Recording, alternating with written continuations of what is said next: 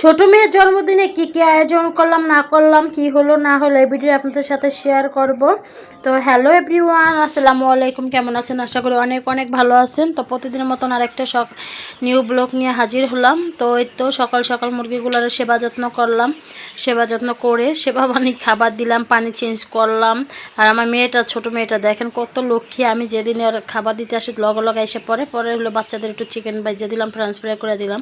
তো হচ্ছে আজকে হলো আয়োজন করতে এসেছিলাম মোটামুটি, কিন্তু মনটা এত খারাপ হয়ে গেছে যে তুমি ছাদে গাছ লাগাইছি, হঠাৎ করে বাড়িওয়ালা এসে গাছ লাগানোর নিষেধ করে দিচ্ছে। কিন্তু অনেক কষ্ট লাগতেছে, আমি গাছগুলো আমি কী করবো, এত টাকা খরচ করে গাছ গুছ লাগানো। কিন্তু বাড়িওয়ালা কোন 10-15 দিন আগেও গাছ দেখে গেছে, কিচ্ছু বলে নাই।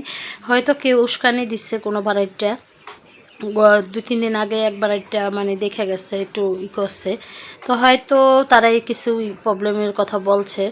আর গাছের ছাদে তো আপনারা দেখেন কত সুন্দর যত্ন করে রাখি, কত পরিষ্কার করে রাখি, কিন্তু মনটা এত খারাপ হয়ে গেছে যে গাছ লাগাইতে পারবো না, অনেক কষ্ট।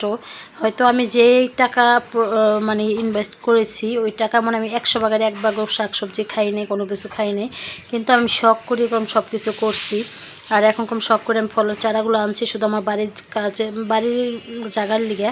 হয়তো আমি যে কয় বছর থাকতাম, 2 থেকে 3 বছর থাকলে এই গাছগুলো আমি এই জায়গায় রেখে নিজে একটু যত্ন করতাম, যে আমি গাছ লাগাই লাইতাম। কারণ এমন একটা অবস্থা, আমি ওই জায়গায় গাছগুলো এখন লাগাইতেও পারবো না, মানুষ খেয়ে ফেলবে। কিন্তু হঠাৎ এরকম একটা সংবাদ শুনে অনেক খারাপ লাগছে, মনটাও বেশি ভালো ছিল না।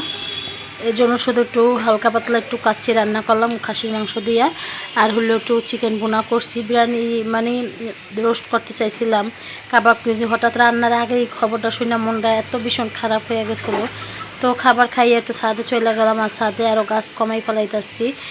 ছোট ছোট সব ক্যারেটগুলো আমি আগে থেকে বলছি, সব ক্যারেট আমি বাদ করে দেবো, ছোট ছোট বালতি শুধু কয়েকটা বড় বালতি রাখবো, আর ফলের চারাগুলো রাখবো। তো দেখে গাছগুলো আবার ছাঁটাই করেও দিতে আসি, যে বেশি বড় করার দরকার নেই, দেখি কয়েকদিন রাখতে পারি। যেহেতু ইনফরমেশন দিয়ে গেছে, হয়তো বেশি দিন রাখতে পারবো না, জানি না। গাছগুলো আমি কী করবো, আর এত টাকার গাছ নষ্ট করতে মায়া লাগতেছে।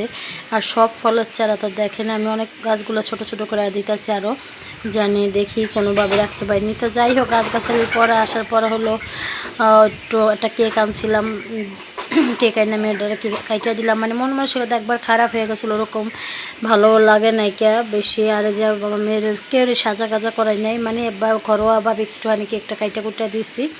এই জন্য আমি ক্যামেরার সামনে কেউ আনিও নাই কে, ওরকম পরিস্থিতি আমার ভালো লাগে না। আমি একটু ভিডিও করছি, এটাই আমার অনেক কষ্ট লাগছে, অনেক খারাপ লাগছে যে কীভাবে আমি কী করবো, এই গাছগুলো কোথায় রাখবো, কী করবো, এই টেনশনে সারাদিন গেছে। তো যাই হোক, সবাই দোয়া করবেন আমার মেয়ের জন্য, যে আমার মেয়ে জানি সুস্থ সবল থাকে সব সময়। দেখতে দেখতে 2 বছর হয়ে গেল, সেই জুলাই মাসে হয়েছিল যুদ্ধের জুলাই। তো যাই হোক, এদিকে যে কেকটা আমার মেয়ে কাটতেছে। তো কেক খাওয়া দাওয়ার পর হলো দেখেন কিছু খেলনা ওরা গিফট করছে ভাই বোনেরা। তো যাই হোক, আর আব্বু গিফট করছে, আমি করলাম। তো ভিডিওটা কেমন হয়েছে সবাই কমেন্টে জানাবেন। সবাই ভালো থাকবেন, সুস্থ থাকবেন। আল্লাহ হাফেজ, আসসালামু আলাইকুম।